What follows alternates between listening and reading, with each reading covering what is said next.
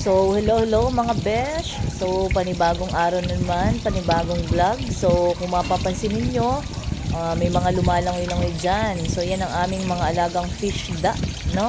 So, napakaganda, iba-iba ang kulay. Actually, dati marami yan. Kaya lang, konti na lang, lilima na lang yata.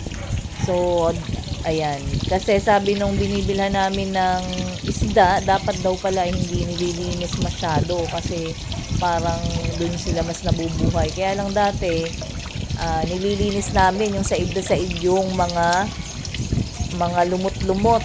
Ayan. So, dapat pala lang hindi masyado kasi mas nabubuhay sila doon. Kaya, tatry namin muna.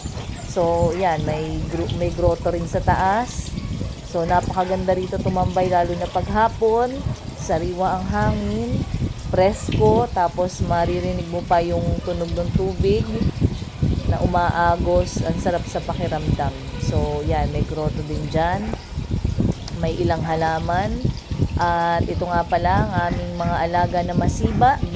Mga cute na alaga. Freud. Si Frida. Yan si Ida. At ito naman, yan si Frida. Freud. Ito naman si Freud.